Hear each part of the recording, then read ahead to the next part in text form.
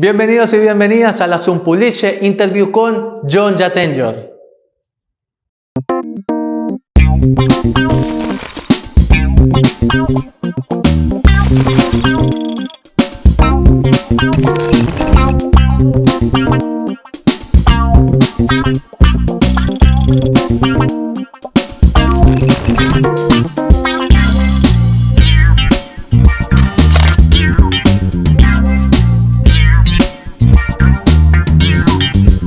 Bienvenido, Michael, por esta oportunidad. Estamos muy impresionados porque hemos visualizado The Fisher. Más tarde hablaremos de ello. Vamos a indagar un poco sobre los inicios de toda su trayectoria y bueno, le doy la palabra a César para que comience con broche de oro. Ok, de acuerdo. Hola, soy César. Un placer estar platicando con usted, señor Michael. Yo quiero empezar preguntando por el corto de Sworn, este que está aquí atrás de mí. Usted escribió y actúa en este cortometraje. Quisiera preguntarle cuál fue la necesidad y la inspiración para escribir el corto y si el personaje que usted interpreta lo escribió pensando en usted para que usted lo interpretara. Okay, Michael, we are going to start with Sworn. And Cesar from Mexico wants to know, being the writer, what was the inspiration to write this story? And also he wants to know that if the character that you play was inspired by yourself, the character from Jared Ballon.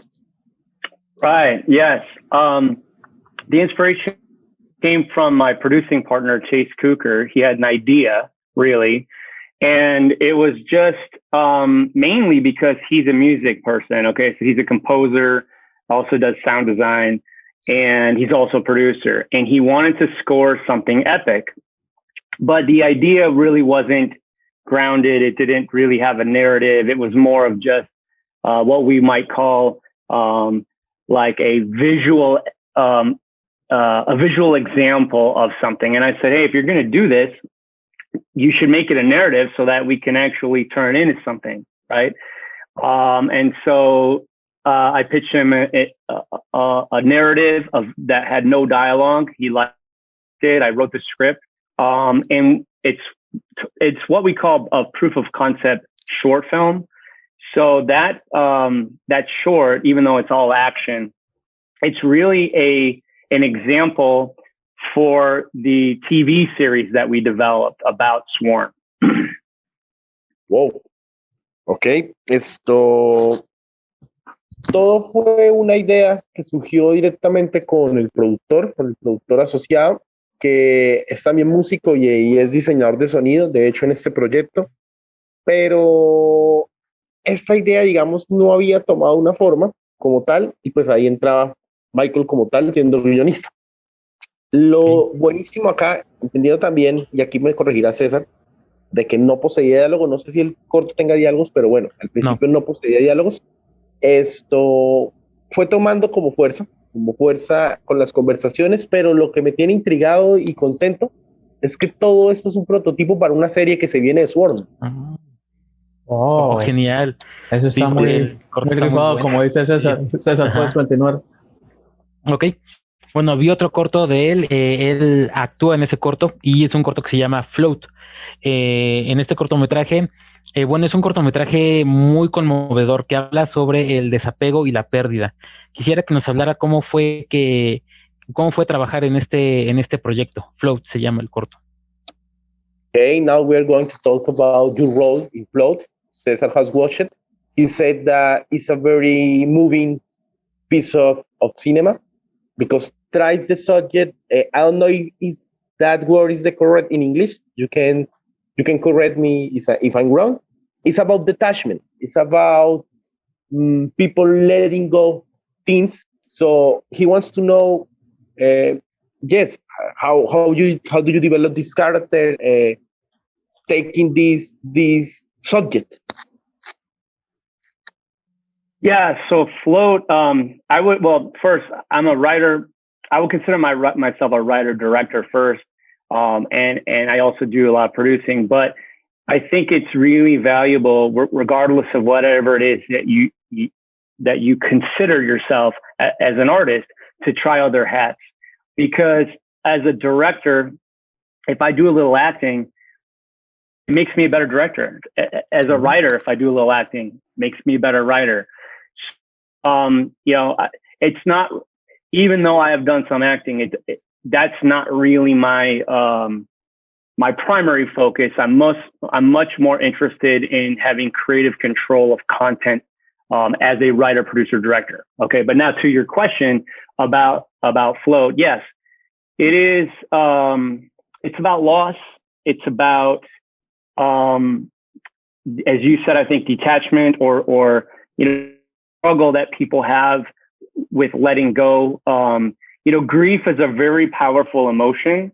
And so the main character is this, I'm watching that hasn't seen it, is a young girl who has died, and I play the father. And some people, when there's a death in a family, the family members, they come together as a team, and there's bonding. Sometimes the opposite occurs, where people can't really work with their partners and things are torn apart. And so Robert has destroyed his marriage through this death of his daughter, which I think is understandable. I think we can have empathy with him for that. He also is drinking to self-medicate his pain. And one of the reasons why it's so powerful for him is the ghost of his daughter is still attached to him. He doesn't know, that this is happening, but it is happening. And so he feels her presence, and it's too much for him. And so ultimately the young girl has to, in order to save her father from himself, she has to let him go and move on to the next life or whatever happens after death. Wow. César, bueno, y acá el spoiler, aunque tú ya la viste. Bueno, primero, Michael hace como dos paréntesis, por así decirlo. Primero, es que él se considera más un escritor-director, pero él entiende que entrando a disciplinas como la actuación, eso lo ayuda a mejorar en estas prácticas, a ser un mejor escritor de guiones y a ser un mejor director. Ahora sí, hablando directamente de su rol en Float, dice que él dice que el sentimiento que más se ve acá es el dolor, más que incluso el desapego y todo. Bueno, acá él hace el spoiler, igual se puede decir. El personaje principal acá es la niña, ¿no? Es Emily. Él interpreta al padre, a Robert. Es un padre que, al entender que su hija muere, él no puede desapegarse a ella, y pues el alcohol se convierte en una especie como de medicina para esto, y él no sabe que el fantasma de su hija sigue ahí, él no lo sabe, y es el fantasma el que decide de irse, como para dejar que su padre se sane. Lo que pasa es que trata también de las uniones familiares, de cómo algunas familias se unen pues para soportar este tipo de dolor. Qué tremenda respuesta y explicación del mismo creador de esa historia. Antes de abordar el tema sobre The Fisher, que por supuesto me hizo el candado y todo, quiero hablarles sobre Almond Wood. Almond Wood es una historia que él mismo creó, no la dirigió. Me encantó mucho en cómo se desarrolla la hipnosis y todo, que es entre lo siniestro y el erotismo. Y me gustaría saber cómo fue la creación para llegar a tal punto, y no solo eso. ¿Cómo fue, bajo qué influencia usted planificó a cada psicología de los personajes para que llegase a dar ese miedo que plasma no de lo paranormal, sino desde lo psicológico? Vale. Now we're going to talk about your role as a writer in Almond Wood. And John wants to know, how do you develop the psychological aspect from every character to get these elements from eroticism, but also the sinister element that makes this story? Okay, so this is a question about me as a writer developing the fixer? The character. No, the characters of the Almond Wood. Almond Wood. Oh, Almond Wood. Okay. Almond Wood. Yes. Sorry. No.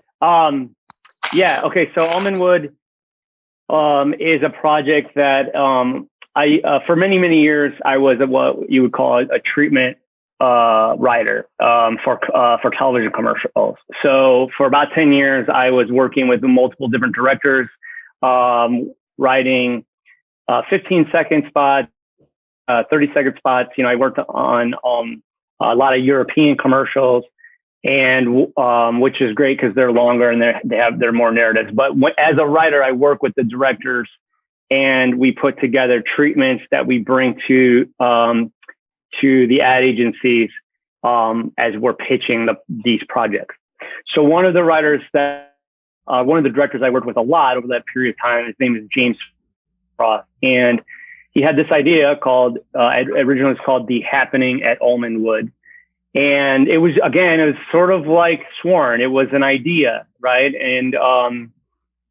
And because we had a good working relationship and he trusted me as a writer, he came to me and he said, I want to make this film. And he definitely is an excellent director. So I completely confident in his ability to execute. But he said, what do you think? And I said, well, visually it's interesting. However, there's not really a narrative. And so I helped him. Well, really, I asked him, I said, if you give me the reins, I'll write a short for you that has in-depth characters, that also has a narrative with a beginning, middle, and end that makes sense. But we won't lose any of these cinematic qualities that he's bringing to this idea. But I don't know if this might be too hard to translate. So I'll stop here, and then if you have more questions about that, you can ask me again. No, in fact, I am enjoying the translation because, my fault, because I haven't watched that short film. Jhon do it. Jhon, he really loves it, but I'm watching the NDB font from the director, and oh my God, he has made amazing video clips. So I really need to watch it because it's like a really great director and a really great writer. I am not saying this because I had watched the feature and man, I got a question because I really love it. But I will translate. Bueno, John, estoy acá sorprendido y creo que se viene, si tú me dejas una pregunta sobre Almond Wood, porque increíblemente Almond Wood nació igual que Sworn.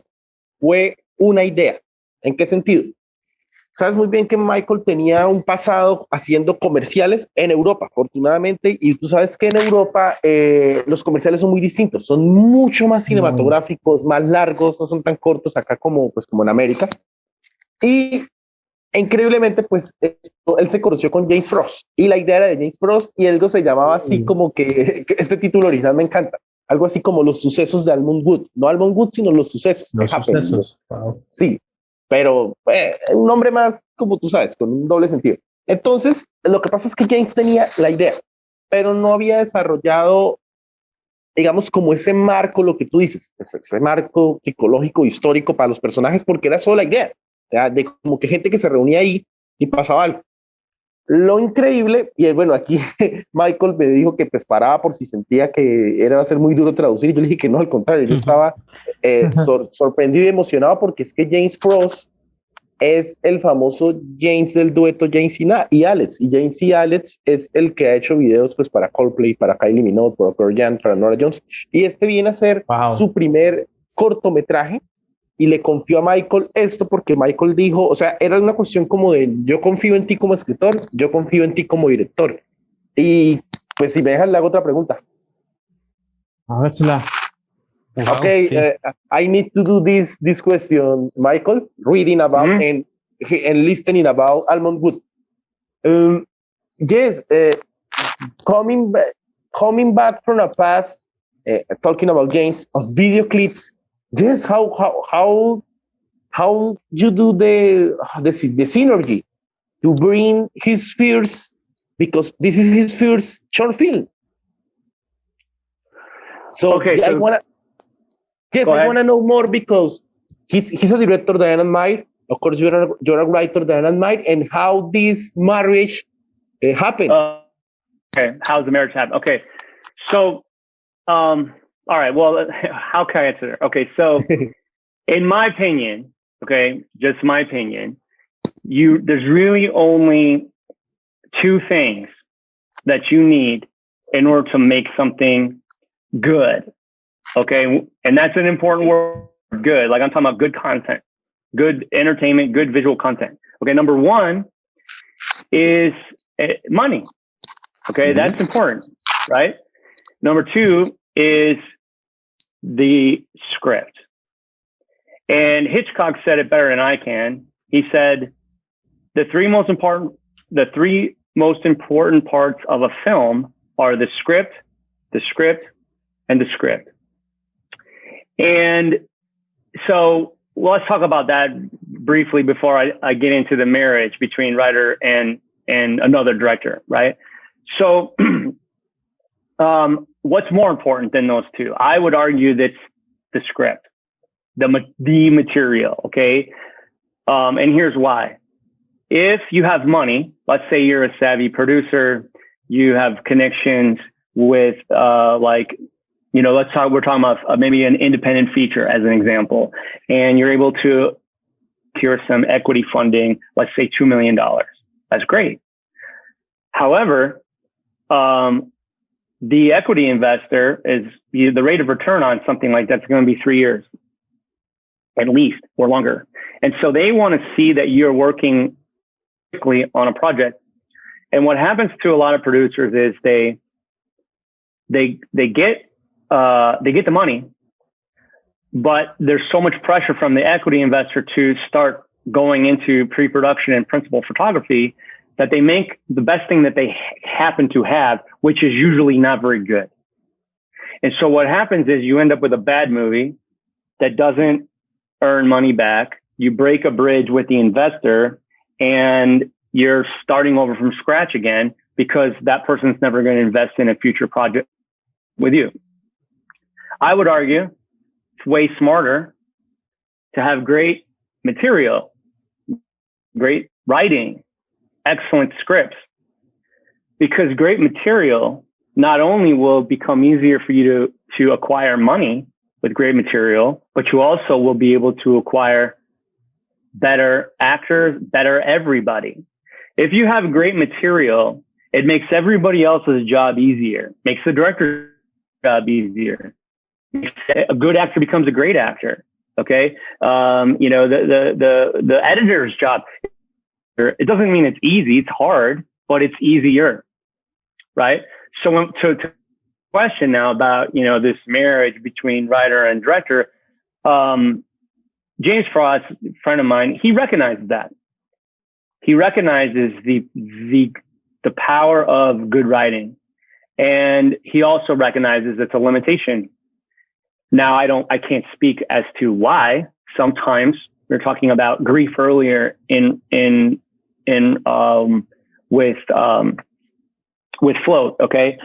But fear is another very powerful emotion. And a lot of people, they say, I'm not a writer. I'm not a writer. I'm not a writer. That's coming from fear, because writing is hard, and writing is harder than anything else.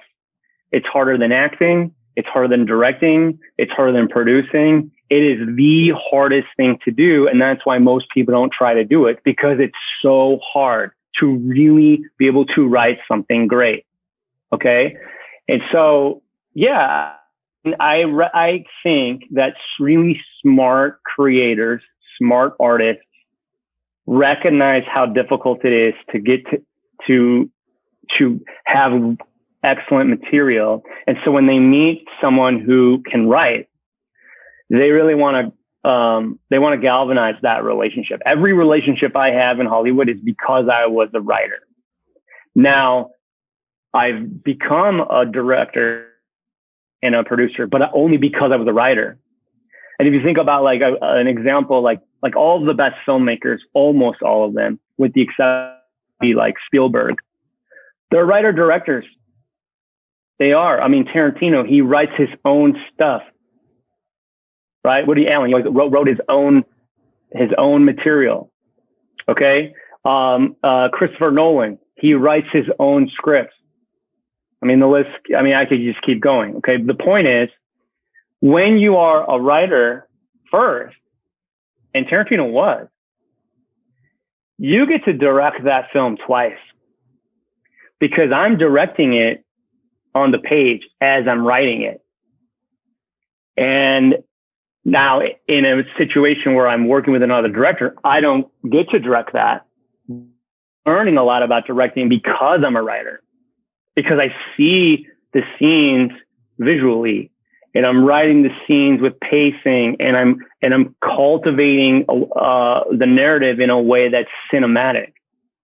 So when now I have an opportunity to write and direct my own material, I'm not saying that I'm never going to make mistakes. Of course I will, but I am a better director because I'm a writer. I'm a better producer because I'm a writer. I'm a better actor because I'm a writer. To be honest, I'm a better person, husband, father, and friend, because I'm a writer. Because writing is critical thinking, and it forces you to think about what it is you're going to do before you do it. And the probability that you're going to succeed now is higher because you've put in that thinking before you begin. So last thing I'll say is, well, that's a lot to translate again. I do want to say one more thing. So hopefully you can remember this, Andres. A house painter. Okay. A house painter. A house painter really doesn't that much. A house painter's holding a brush maybe 10, 15% of the time. And why is that? Because a house painter is preparing the house to be painted. They are they're cleaning mold, they're scraping, they're sanding, they're repairing, damaged wood. They are taping, they're masking, they're caulking, they're filling holes, they're tarping, they're doing so much work. So a painter is really not a painter. A painter is a preparer of painting. And a director is a preparer of directing. And an actor is a preparer of acting. But what are they preparing for when we go into the arts? They're preparing what's on the page. And that's why the writing is the most important thing. More important than anything else. Because if you give me just a smartphone, that's it, with no equipment, nothing else. I have no lights. I have nothing else, just a smartphone. And I have good material, good writing. I can make a better film than if I have millions of dollars, okay, and all the gear, all the tools at my disposal, but the material is bad. Wow. Michael. Okay. That's a lot. As a writer, I know that's a lot. No, don't worry. So. As a published writer, those words were for me. Oh my God! You made me. You give me energy. You give me wins, and I will translate, man. But thank you. What an answer, man. Bueno, tuve que hacer ahí el pare porque, wow, seré breve. La cuestión es porque, bueno, yo le pregunté sobre cómo se dio, digamos, este matrimonio, por así decirlo, entre un excelente director, Ross, y pues un excelente escritor, ¿no? Él lo resume en algo. Es que para algunas personas, lo más importante, digamos, para una producción son el dinero que se tenga para hacer el material y tal vez después lo que se tenga escrito, el guión. Pero Michael, como escritor, todo lo divide en una frase que ya es clásica, ¿no? Que lo más importante de una película es el guión y el guión. ¿Por qué? Generalmente cuando se tiene mucho dinero para producir, digamos que listo, tú produciste un producto y ese producto no gustó tal vez porque tuvo una escritura medio floja o algo, y tú sabes muy bien que los productores te van a decir, no, vuélvelo a grabar, el presupuesto aumenta, pero si tú tienes un buen guión y mejor aún, ¿no? Si tú pues lideras el barco, pues aquí como el caso de Michael, él dice que ser escritor lo ayudó a ser mejor director, mejor productor, pero incluso lo dice, mejor persona y mejor actor, porque él sabe muy bien que si el material que se tiene es candela, es oro, tú puedes hacer la película incluso 2 veces. Creo que tal vez lo está diciendo incluso en los procesos previos donde él solo era el guionista. Él dice, yo creo estas historias. Si este director la hizo mal, pues yo la puedo hacer a mi manera. Al final nos dijo una frase muy buena, que él dice que el pintor de una casa no es solo el pintor de una casa, porque el pintor de una casa es aquel que tiene que, por ejemplo, tapar hoyos, preparar materiales y todo. Entonces lo define así. Un pintor no es solo un pintor es aquel que prepara los elementos para que haya una buena casa pintada. Igual un director es aquel que prepara todos los elementos para ir bien, pero imagínate entonces que tú como director produzcas y escribas. Una respuesta magnífica. Y le dije que pues me dio la fuerza. Sí. Pues dale. No, dale Andrés, ya sabes con cuál producto, el que tengo ahí del fondo. Okay, Michael, first I want to thank John because he let me do the previous question, and I got the honor to do the question about the feature. I watched the feature. I had to thank you because you share this link. I know that is a movie that still on festivals, so I won't do spoilers. But man, I got the lot because life prepared me. I was before a journalist. I quit to my job, and the first job I get is to be a curator from festivals. So I watched a lot of short films, and I know now when a short film is good and bad, and your short film is awesome, man. Awesome. Really. And I want to ask you, because I only got one question, how do you prepare as a director? There are two things that I love, the music and the sound design, because I know this short film doesn't got a bigger budget, but you with oh my God, with all the choices from the music and the sound design, you create atmospheres. Oh no, man, I have to ask you about the sound department because it's the thing that most I really love that short film. So I really need to know, how do you make these options from the movie? Okay, so first question is about sound design and music. Yes. So really, to be honest, it's trust. Okay. And as a director, you're okay. Well, couple of different things. Number one, I'm not just a director. I'm a writer, director, producer on that. Okay. Mm-hmm. And so to sort of, piggyback on what I said in the previous question about writing, it starts with the writing. Even the music, like all of that stuff, it's part of the writing process.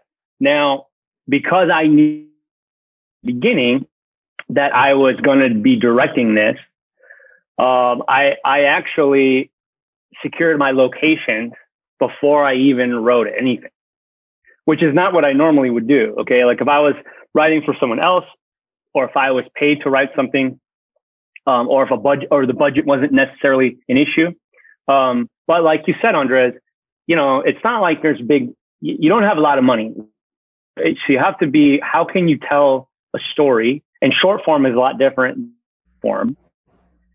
How can you tell a story that does have a beginning, middle, and end, that has meaning characters where we can, at the very least, empathize with? Okay, all you really need is, there's three kinds of things when it comes to characters. There's likability, sympathy, and empathy. Now, there's ultimately a lot more that goes into character development, but I talk about likability, sympathy, and empathy because we're making this not for ourselves. We're making this for an audience, and an audience has to be engaged. And the only way an audience is going to be engaged is if either A, they like the character, B, they sympathize with the character, C, they empathize with the character, or all three. You don't need all three, but you need one, right? Okay, so when I'm going into this project, I'm thinking, okay, I knew of a few things right away. I want to make a crime thriller. Because for many reasons, which I can answer that next, okay, as to why it's a crime thriller, okay, versus a drama, just a straight drama. But they're all bad guys. Everybody's bad. But we can empathize. Everybody. And empathy is about understanding. We don't have to condone. We don't have to agree. We certainly don't have to feel sorry for, right? Shouldn't sympathize with Jack Cross, the main character, but to understand why somebody might make a particular decision, right, is huge. And that's one of the reasons why, it's a small spoiler, but the film starts with the main character in a cemetery. There's no dialogue. He's just putting flowers on a grave. His wife has died. And we can see, right? I mean, what that is my intention to immediately, in the very first image, to get an audience to empathize. We don't know anything about this guy, but we do know that he is grieving. And then the next scene is, we see him contemplating his emotional baggage while sitting next to a dog that he loves. If you don't already immediately empathize with this guy because he's putting flowers down on a grave and kissing across and then petting his dog, then you're not human. Okay. And so I would say, to answer your question about music, the music is an emotional heightener, right? So, for example, here's just a simple example. Let's say it's a romance, and there's the two people that are in love with each other. They see each other on the beach, and they run to each other, and they embrace in each other's arms, and the waves crash into them, and then the music swells really high. That's terrible music. It's terrible music because you notice it. If the music pulls you out of the narrative, it's executed poorly. Now, sometimes that will happen, though, because maybe the narrative isn't that interesting, or maybe we don't empathize with the character, or the characters are two-dimensional cardboard cutouts in some action film, right? And so now we are relying on music to create emotion. But that's really just sound design and editing in post trying to fix a bad film, because the audience is not connected already. When the narrative is tight, when the audience, and that goes back to the writing, okay? And a great script will bring out better acting. And like I said, everything becomes better when you have really good material. But when those beats are there on the page, and then they're executed in film, when it gets to sound design, a lot of it is obvious, right? Because you understand emotionally where the character is. You understand emotionally how the audience needs to feel or should be feeling at a particular time. So a lot of that is already designed by the narrative and the conflict and the characters and the drama, right? That is all part of what storytelling is. Okay, so now that's my part, to have a vision. Okay, so a director, they need to do two things essentially.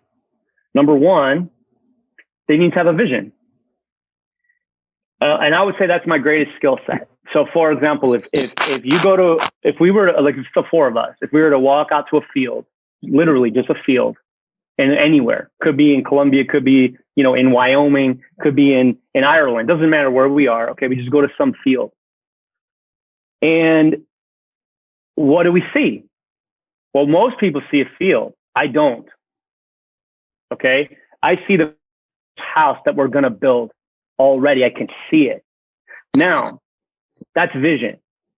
I might not necessarily know how to build that house exactly, but because I can see the finished product before I begin, I know what kind of questions I need to ask to get to that finished product. That's have a vision. I have to have a vision. A lot of directors don't have a vision, then they're not very good. The next thing the director has to do is to inspire everyone else. Everyone, okay? From certainly the actors and the director of cinematography. Okay. But even, costume, makeup, art direction, everybody, they all have to buy in on the vision because you're leading them. You're the captain and everything's important, right? So when the costume person comes up and says, should he wear red or mauve? It's important to the costume person. And so it needs to be important to me.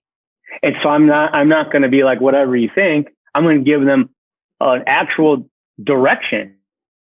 Definitely red, even if I don't really care, because that's going to make that costume person feel awesome because they asked the question and I gave an answer and I directed them. That's my job. Right. Okay. And so but you also, as the director, so I guess there's three things. And Tarantino says this all the time. He says, I'm only a good director because I hire the best people. Now he's also a good director because he writes his material, right? So he's directing it twice. He's already directing on the page. There's a lot more really to why he's a good director, but he does say that. And it's true. Okay. And so that's how I started answering this question. Trust. If you hire the best people, and you're going to be able to hire the best people if the material is good, for example, anyone that's interested in seeing the Fixer, you're going to know Danny Trejo is in the Fixer. Danny Trejo is an icon. Okay. He's more than an actor. He's a brand, literally a brand. He doesn't need to do a short film from a first-time director. The reason why Danny Trejo agreed to be in the Fixer was because he loved the script and he wanted to be in it because of the material. So that goes back to what I was saying about how important the writing is, right? It's because the material will attract people, want to work on stuff that's good. They really do, right? And they'll even lower their rates to do it because there's so much bad, especially in the independent world. Okay. It's a little different when you get into network TV and that and big studio movies. Okay. But then once you hire those people, leave them alone. Trust that they're going to do their job. And so now to go full circle back to the question that Andres has about music, I didn't do anything with the music. I wrote a great script. I did a good job directing. I did a good job producing. And when we were in post, I trusted Chase Cooker and Ryan Wood, who did the music and the sound design. And I said, you guys know the story. You understand these characters. Go for it. And I stepped back. I didn't micromanage. And what you hear in the film, sound design and music, is 100% them, me giving them that trust, allowing them to do their job. And I think maybe I had 3 or 4 minor things, that you probably wouldn't even notice. Okay, I'm done. Go ahead, Andres. But I have to tell you, sorry, because the time went off too. When I end this short film, the first thing I said was, fuck, I need a movie. I need a series or a movie because, I was ask me about that after you translate, because I have a really good answer about what the future of the Fixer. Thank you. Bueno, John, seré breve. Wow. Le pregunté a Michael, pues como director, ¿cuáles fueron las opciones que tomó en torno al diseño de sonido y a la música en este corto? Porque pues, a pesar de ser un corto que no tiene mucho presupuesto, el sonido y la música generan, digamos, un rol tan importante en la creación de atmósferas que tú te enganchas. Entonces, resumiendo la increíble respuesta de Michael, él dice que vuelve a lo anterior. Estaba tan seguro del material, que escribió, y al saber que dirigía esta barca, que pues lo increíble es que todo empezó de hecho en que él ya tenía incluso la locación de la escena final. O sea, como que él pasó por ese lugar y dijo, ahí es. Listo. Dices que cuando tú escribes un personaje, hay 3 elementos generalmente dice que si cumples con uno de esos tres, lo haces bien, pero yo creo que él cumplió con los tres. Tienes que empatizar con ellos, simpatizar, e incluso si no estás de acuerdo con lo Muy que él claro. vaya a hacer, es decir, lo entiendo. ¿Por qué? Bueno, spoiler, aunque no tan spoiler, sabes muy bien que es un thriller de crimen, que podría decirse que es un drama, pero es un thriller de crimen. Y él dice, que creo que eso ahorita me lo va a responder, entonces ahí te pido el favor, porque mi hijo pregúntame ahorita por qué es un thriller de crimen. Dice que al tener eso claro, él brinda un spoiler grandísimo en la primera escena, dice que no importa, que puedo decir cuál es. En la primera escena, tú ves al personaje principal en un cementerio con unas flores. O sea, lo primero que dices, oh, murió tu esposa. En la siguiente escena, tú lo ves con un perrito. Y pues está ahí con el perrito en la película. Dice, si tú no eres humano, no vas a sentir, o sea, si tú no sientes como un sentimiento como de dolor y empatía con esa persona, independiente de si es criminal o no, tú no eres humano. Dice que confió tanto en su material que, ya respondiendo a la pregunta, él no se encargó de nada del diseño de sonido ni la música. ¿Por qué? Porque él dice, y me gusta que haya con la seguridad, tenía un guión tan bueno que contraté a la gente perfecta para llevarlo a cabo. Yo llevé a cabo mi labor como director, porque él decía que cuando tú eres director, no debes decirle, por ejemplo, a la de vestuario, no, haz lo que quieras. No, al contrario, yo quiero que este traje sea rojo. ¿Por qué? No sé, yo quiero que sea rojo. Porque al tú darle una dirección le está dando importancia al trabajo de ella. Bueno, dice que con Dani Trejo, dijo, es una marca.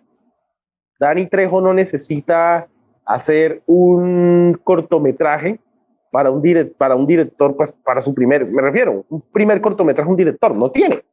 Dijo, Dani confió en mí porque leyó el material. Y no solo Dani, ahí el elenco es perfecto. Bueno, acá tengo el computador apagado porque Jesse Boy, Casey Boy es un actorazo, man. E incluso la muchacha también es una actrizota. Entonces, hasta el perrito. Y el alemán Verónica, Vincent. es excelente. ¿Qué pasa? Dice que cuando ya él se encargó de todas esas labores, y que bueno, él recordó un poco lo que decía Tarantino, que él dice que yo hago las mejores películas porque yo tengo un buen equipo conmigo. Dice que todo se lo dejó a las dos personas que hicieron música y sonido. Dice que a veces les daba como ciertos tips, pero él decía que no recuerda qué tips dio, porque eso sí, él se apegó al guión. Me pidió el favor porque yo le dije que lo primero que hice apenas terminé la película es decir, maldición, esto necesita una película o una serie. Me pidió el favor que le pregunte eso. Ok, Michael, answer the question. What will be the future of the feature? Okay, so this was all by design from beginning, right? I feel like if I'm going to invest, I mean, making a short, first of all, making a film is hard, right? I mean, honestly, nobody would do it if they didn't love it, because it's like almost impossible, right? Just to make a bad film is almost impossible. Now, how much harder is it to make something that's good? It's especially in the independent world, right? So my feeling was, okay, if I'm going to do this, then I want to be as smart as possible to position myself with this content to be able to maximize the creative control of content, you know, to maximize the intellectual property that I'm creating.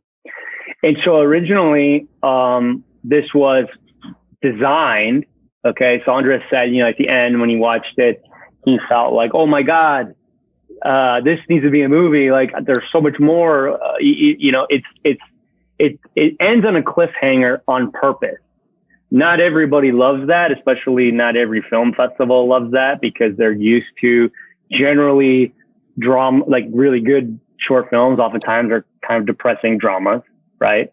And they're self-contained, which is, they should be, but they're never gonna be anything more than what they are. Okay. So even Academy Award winning short films, right? They win the Oscar. It's never going to be TV series. It's never going to be a movie. It's just going to be an amazing, wonderful short film. Well, for me, I'm more interested in a longer career. I'm more interested in having creative control. I want to be positioning myself with everything that I make to have more opportunities. And so it ends on a cliffhanger because that's really the lock-in that locks Jack Cross in with this with the assassin who murdered his wife, and now they have to work together, okay, to save his daughter. And that is the movie, right? So that, like, in a movie, a lot of people don't understand this, but a movie, if it's 2 hours, the actual narrative of a movie isn't 2 hours. The narrative of a movie is only the second act, really, because the first act is all about establishing the world, establishing the characters, letting us understand, creating empathy, sympathy, likability, establishing the status quo. What is their day-to-day life? Then something has to happen. It's called the inciting incident that opens the door to an opportunity. And there's a threshold there. Now, a character might choose to walk through that threshold. They might be tricked through it. They might be forced through it. There's lots of different ways to get through that threshold. But what happens at the end of Act One is the door, that threshold, the door they walk through, it doesn't just close behind him. It closes and locks. And that's important because now the character can never go back to their old life. They only can move forward. And that's plot, right? And so we end the short with that lock-in. And in the final side, Jack Cross, you can tell, like, he's deciding to join forces. And what a horrible decision he has to make. Either kill the person that killed his wife and get revenge, or free the person that killed his wife and join her to save his daughter. That would be a lock-in in a movie. You'd be like 30 minutes in, and then the next hour would be trying to accomplish that goal. Okay, so that was the intention all along. And I wanted to use the film festival circuit to achieve a certain amount of acclaim and win awards, which I did, way more than I anticipated. But because of COVID, the whole festival circuit died. I mean, we were going to premiere in Beverly Hills Film Festival, all the pomp and circumstance, red carpet, the whole business. And when that was going to be in March, early April, and a lot of festivals just had to cancel. I mean, because they had no time to transition into an online, virtual festival. And so during COVID, the festivals didn't happen. It gave me more time to kind of think about, what will be the future of The Fixer, because I didn't really have a festival run until much later. Okay. And during COVID, I decided, you know what? I love these characters. And I think if I make a shift here and move into television as a series, that will be wiser. Couple reasons. Number one, everyone was saying before COVID, that there's content overload, that people can't take any more content. Not true. The consumption is there and the appetite is not stopping. I have connections at Netflix and other streaming platforms, but my best connection is at Netflix. And I've talked to executives there, and they're an international platform. I mean, there's programs in Spanish and French and in German. I mean, a lot of different kinds of stuff. And they cannot hire enough people. They cannot hire enough writers and directors and producers to make the stuff they're trying to make. So that's really good for all of us, right? And so during COVID, I decided, you know what? It's not going to be a movie. It's going to be a TV series. It will give me a lot more opportunity to go into the depths of the characters. It will also give me more control as a creator and as a writer and as a producer. And so I developed an 8-episode series arc. I wrote the pilot script. I put together a visual, what you call a series Bible, and also a lookbook pitch deck. And then when the festival started again, and most of them were online, and I used the festival circuit in late 2020, like October, through maybe March of this year. And through the success of that, I was able to then present the Fixer TV series to Netflix. And they're right now looking at and considering making it.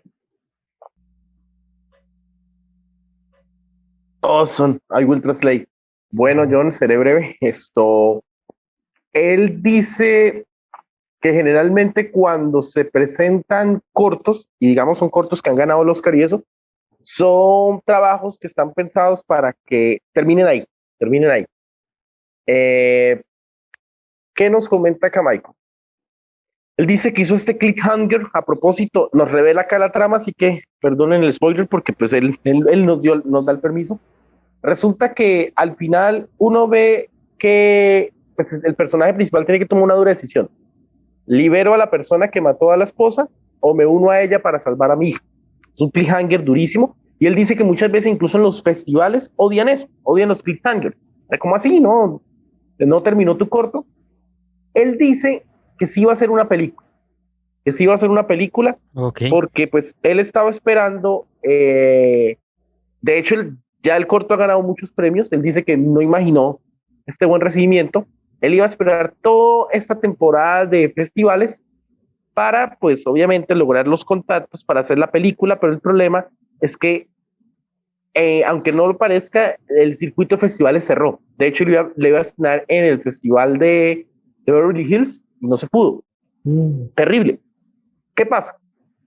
Dice él que no se quedó cruzado de manos. Dice que ama tanto a estos personajes que él ya escribió un piloto para 8 capítulos. ¿Qué sucede? Él va a esperar ahorita que vuelvan los festivales, porque ustedes saben que esto se iba a estrenar en marzo. Entonces, afortunados y aquí tenemos que ser agradecidos por haberlo visto. Y cuando se renueve, y esto es exclusivo, no lo dijo aquí, estoy traduciendo lo que él dijo. Cuando se renueve el circuito de festivales y de Fixer termine eso, él va a presentar el pitch de Fixer, la serie. Parece que va a ser en la gran N, parece que va a ser en Netflix. Porque él dice que se acercó a ellos y que al principio le habían dicho pues estupideces como que no, pues es que ahorita hay tantas series que la gente no le interesa ver, al contrario. Es bueno que haya más series. Y dice que ellos, los mismos productores de Netflix, dijeron, pero es que no tenemos la gente, nosotros, Netflix, no tenemos el equipo para hacer esto. Y dice, no importa, yo tengo mi equipo. Así que, para resumir, porque sé que dijo mucho, se viene. Gracias, Dios. La serie. Ok. Y tenemos, no sé si tiene otra pregunta o aplauso. Una última pregunta, pero primero brindémosle un aplauso. Michael, Yes. Michael. Yes. Gracias. Algo igual gracias. como lo Muchas de gracias. Fisher. Me parezco a Gizzy, ¿eh? Igual, por último, César tiene una última pregunta que se complementa con la mía. Y es, Ok, we got the last question. muy bien, la mía es, ese es el futuro proyecto que está en mente. Entonces, ¿cómo va a ser para erradicar totalmente la psicología? Así como dijiste que los sucesos del cortometraje, ¿sí? ¿Cuál será el suceso que marcará la historia ahí, de The Fisher? Y no solo, sino de Michael H. César.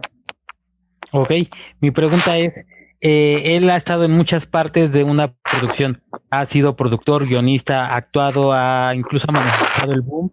Quisiera que nos explicara con sus palabras por qué es importante que los realizadores estén, conozcan o hayan participado por lo menos alguna vez en cada área diferente de un cortometraje o de una película. Ok, creo que ya respondió, pero voy a elaborar una forma para que vuelva, digamos, a responder desde otro punto de vista. Okay, this is a missed question. John wants to know, I don't know, is about the feature or about any future project.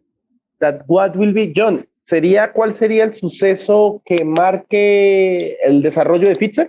Sí. Okay, what will be the main subject that now mark the future from the feature? And Cesar wants to know, because you did a lot of movie jobs, like even the operator, writer, producer. why is the importance to know all these areas? I know you answered it, but if you want to answer it again, it will be great. Okay, so let me make sure I got the questions right. So, number one,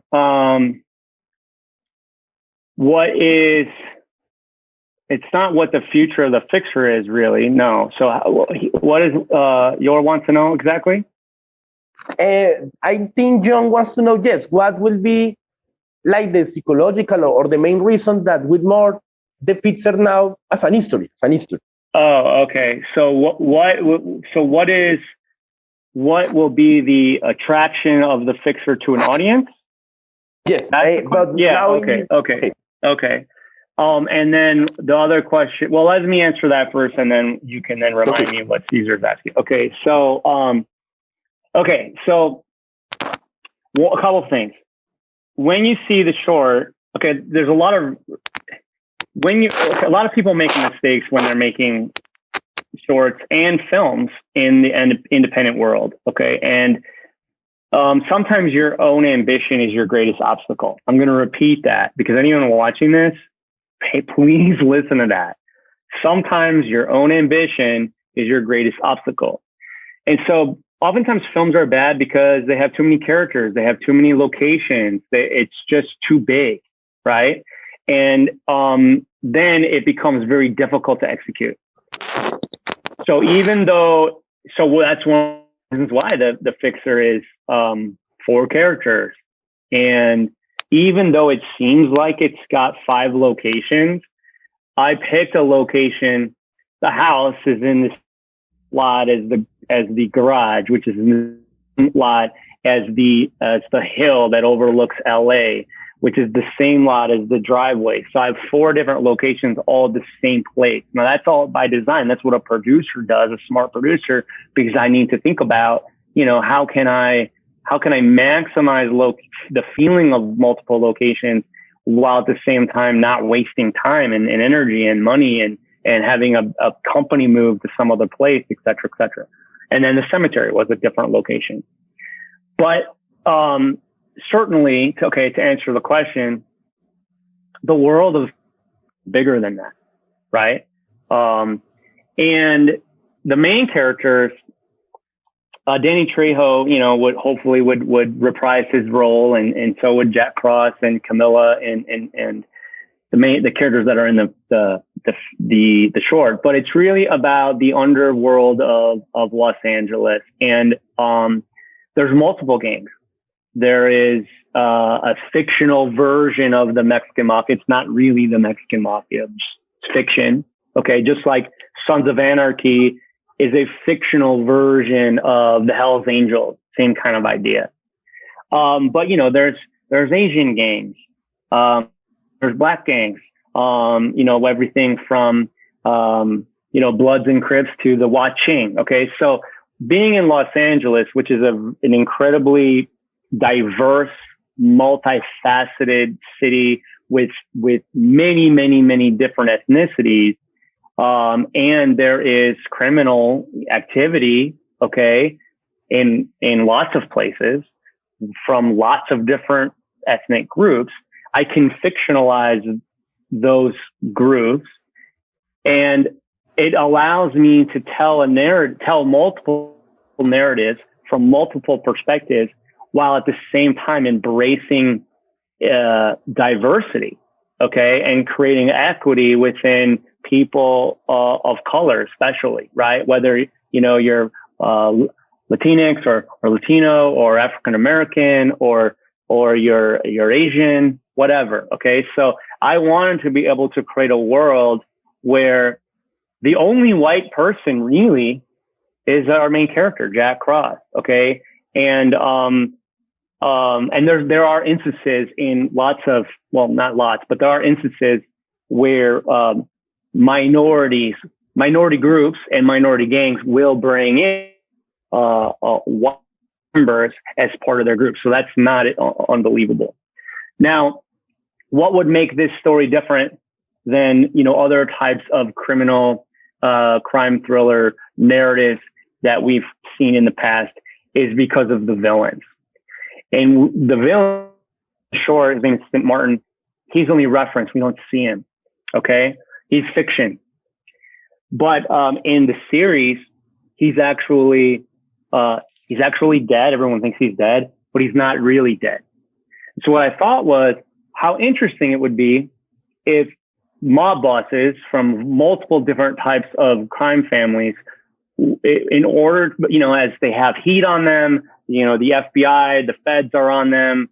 They have pressure from rival gangs and so forth. What would be the best way to continue to control your criminal enterprise? It's really, there's two ways, without being killed yourself, being murdered, or being arrested. And I thought, what if they fake their death? What if it was all an artifice? What if, a mob boss made everyone else think that they were dead, but they really weren't, and they went underground and they were still calling the shots? And so the world of the fixer is very much a gritty, Los Angeles that is full of diversity and minorities. A lot of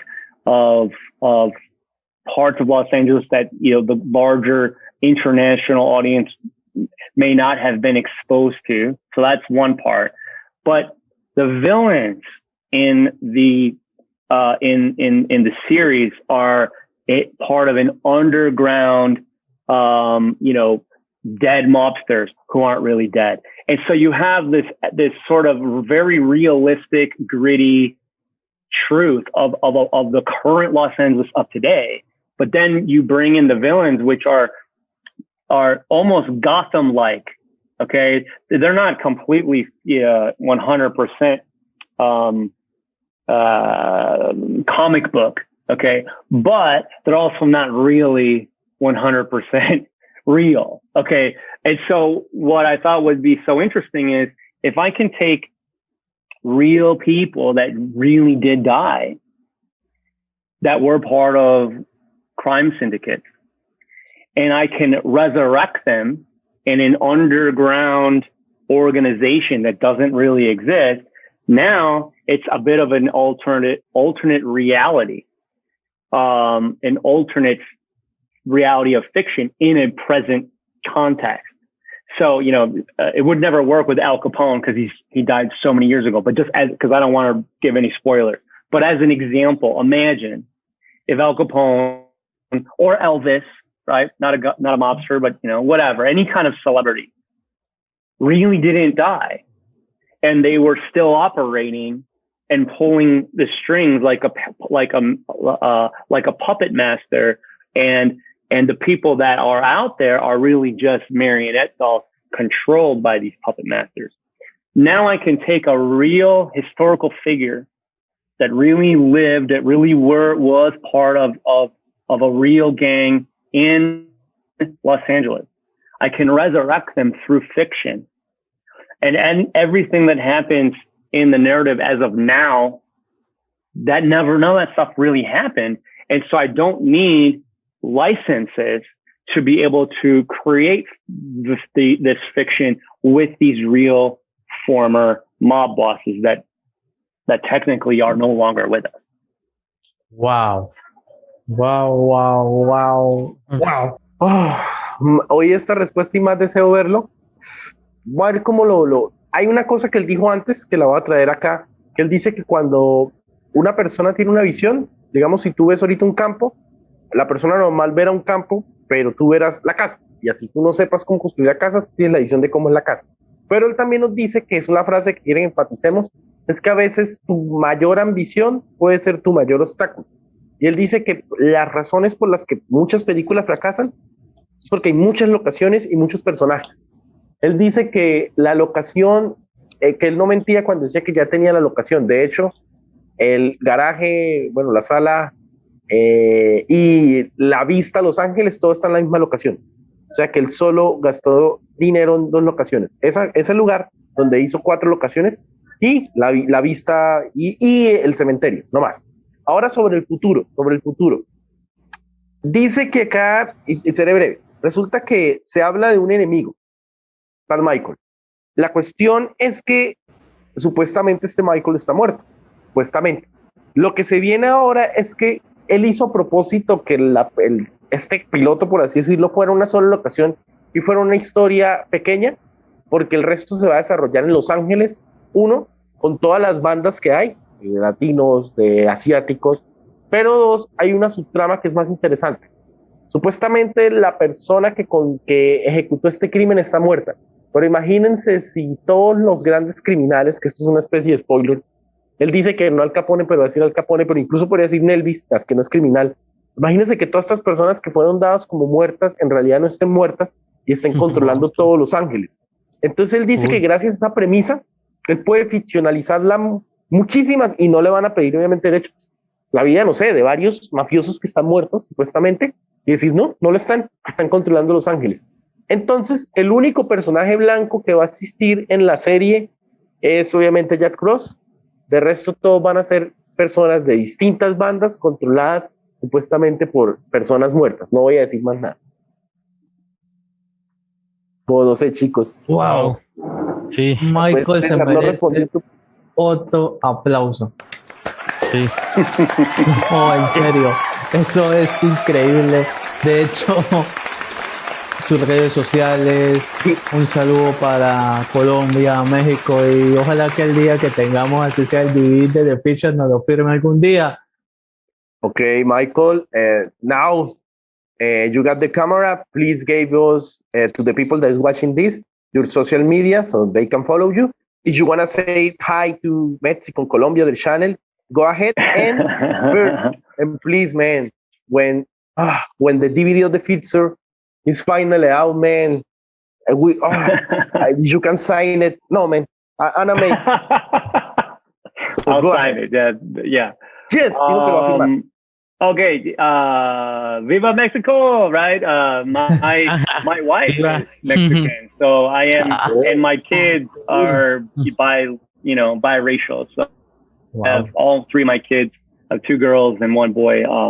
So I'm definitely connected to the Latino community. And so thank you for this interview. Thank you, Colombian. Thank you really all of Central and South America, because the more support I have as a filmmaker and as an artist, as a creator internationally, the more I can create for everyone, right? The world is not just one small place. It's way bigger, and I want to be able to tell those stories as well. As far as social media, it's very easy.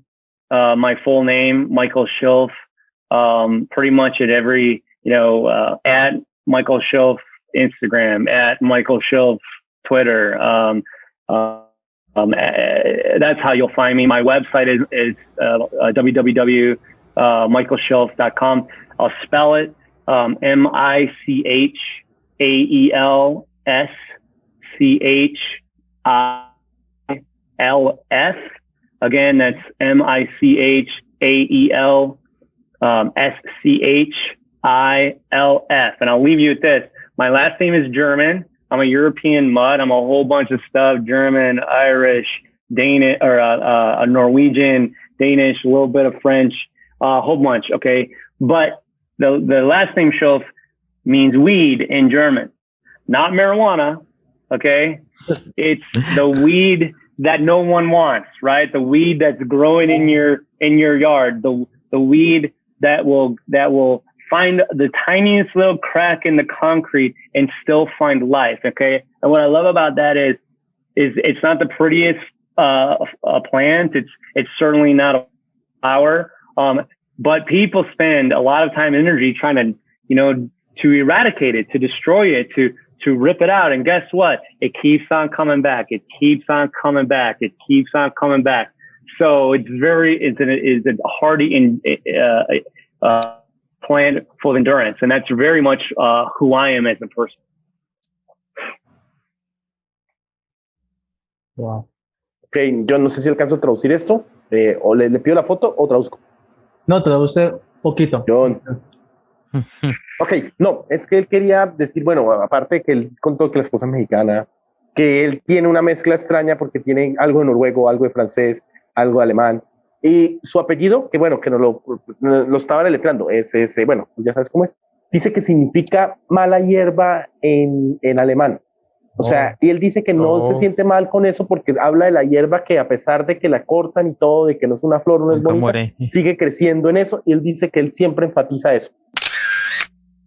Gracias, Michael, por esta oportunidad. Okay, so we're good. Y muchos éxitos. Yeah, gracias, muchas gracias. Thank you. Gracias. Thank you, Andres, for interpreting. That was very helpful, obviously. It was an honor, man. It was an honor. Yeah, and keep writing. You know, that's the most important part. Yeah. Thank you. Yes. Que sigamos escribiendo. Right. Okay. Claro. Bye. Gracias. Hey, Dad, sorry I missed you. I gotta get back to class, but I'll talk to you soon. I love you, Dad.